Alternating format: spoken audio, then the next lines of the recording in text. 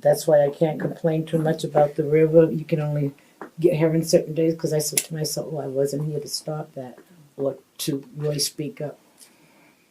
And when I was coming up, there was no jobs around here, and I wasn't cleaning the kitchen.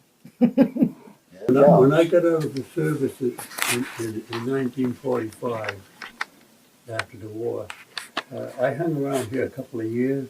The only job that I could find was working on the road. You know, even the dirt roads. What they did, we'd walk down the dirt roads and pick up all the heavy rocks and stuff, and use rakes and hoes to grade the roads down. Of course, there wasn't too many automobiles around, but even so, they had to keep the. And then they started oiling the roads, so you had to smooth them out, like you know. But that was what they call WPA work, and it didn't last very long. So Remember the trees? so I worked here about 2 years, and I decided to go up to Boston area and see what I could find up there. And I had an aunt and uncle lived up there. So I left home and went up there, and I got a job right close to my aunt and uncle's, and working in a factory. And a lot of those factories were just converting back to civilian use, making shoes and clothing and stuff rather than army stuff, you know. So I got a job working in there, and I paid about 90 cents an hour, but it was a job, and I worked on that for maybe 6 months or so, and then inside the building they were making what they call cutting dies. They would take heavy pieces of steel and heat it up, and they had patterns that they followed.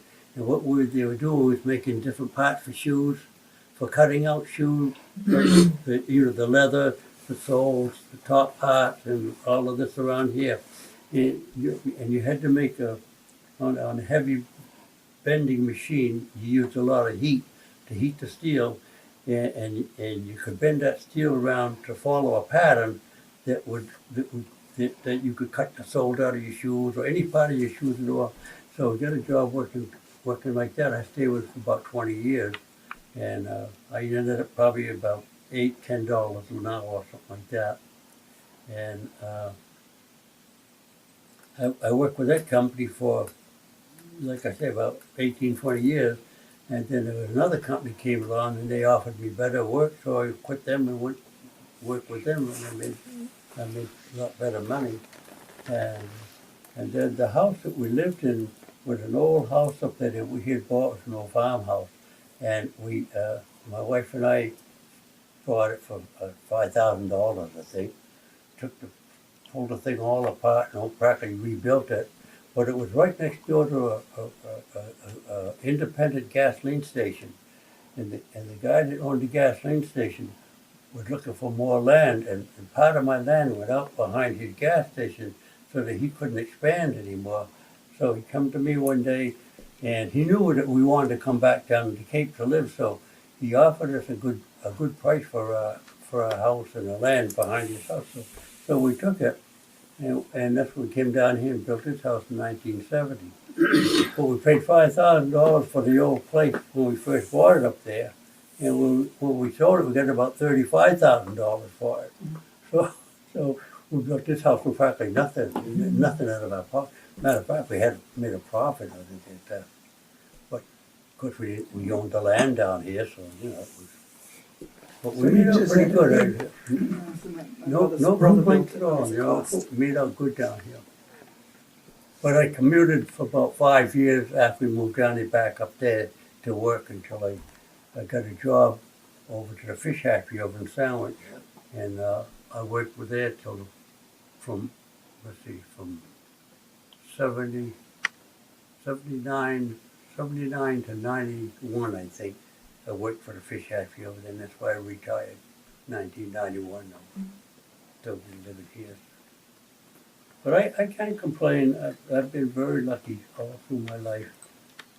So, and I thank the Creator every day that, you know, for being around and being able to get around what it took. And I really enjoy life. And even though I'm getting old and finicky, but I really enjoy life every day. I can sit here and watch the birds and feed the birds and go and come when I want to, when I'm able to. So, as good as it is. Well, some days I feel good, some days I don't, but I can realize at my age, that every day isn't going to be a holiday. But I tell you, the house that they bought there, the farmhouse there, it was Yeah. so old and so dilapidated. How many pounds of putty did you put in the windows to keep the windows in from rattling? Oh, God. And it was nobody wanted it. It's been on the market for a long time. The woman that owned it, and she had lost her husband, and she had 5 kids, and she was a widow, and she couldn't even pay the taxes on it. So she decided to sell it, and so we had this little Jewish guy that was representing us. So he went over and looked around, and he took us over there and showed it to us.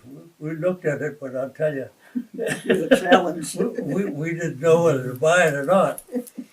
That she wanted $5,500. We got it down to $5,000, and we went over to the Avon Bank over there and told the guy we wanted a loan to buy this house. So he came over. He said, "I'll come over and take a look at it." So he came from Avon, just a couple of miles over, and he took one look at it and he stood up there and shook his head. I don't know, he said. I'll tell you what, he said. You do a little bit of work on it, he said, and maybe we'll give you a loan on it. Well, the front door in the first place, you had one of these oval-shaped glasses in the front door, and the thing had, somebody must have broke it, and they took a piece of wood and drilled a little hole right through the glass, put a piece of wood on this side, and wood on the side, put a nut and bolt for it to hold the glass and so it wouldn't fall out. Oh, gee, man. All the windows were rattling. You could shake the glass out of the window, and it had a front porch on it. And then you step on the porch and you go right through the. Oh, gee. The guy from the bank said, "Well," he said, "You do a little bit of work on it." He said, "And maybe we'll give it a loan." So we started tearing the place apart a little bit. Then we went down to this place down in Weymouth. And it was an Army-Navy lumber yard down there. We bought a lot of windows and doors and everything. And we bought some that gray paint. I think it was Navy paint that they used to paint the battleship. We brought that stuff home. We slapped it on everything we could. And the little guy came over there from the bank a couple of weeks later. He said, "Well, yeah, okay, I'll give a loan on it. $90 a month or something like that for the payments on it or something." Because we only put, I don't know, we didn't put hardly anything down on it, But anyway, we did that for, how many years we were there? Good. Till 70 till you built this house, so Yeah, 70, from 40, when did we buy it? 48, I think.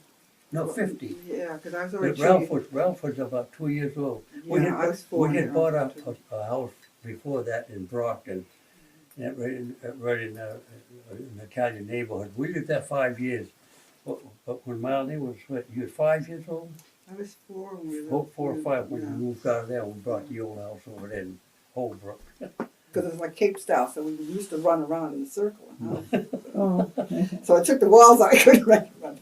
But yeah, they did a I beautiful did a job. kitchen all over, ripped everything out of that, and I worked one night for about 2 o'clock in the morning before I went to bed. Of course, I had a regular job. This was afterwards. Yeah. So Mary come down in the morning to cook breakfast, and she had to stand in the sink. And I take the sink out, and it was laying in front of the stove. And she wanted to cook breakfast, so she had to stand inside the sink.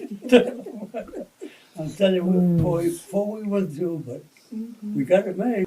when the Mayflower landed over here, give them 2 years, that's when they invented the word taxes. They had And I taxes on can't it. find a law anywhere that says that we really have to pay taxes. And they won't arrest me, so I can prove it, because if they can't show it to me, they're going to pay me back everything they took. But they won't arrest me, so they just let me keep going and going. They wrote me this year, you didn't file taxes last year. I said, I know I didn't.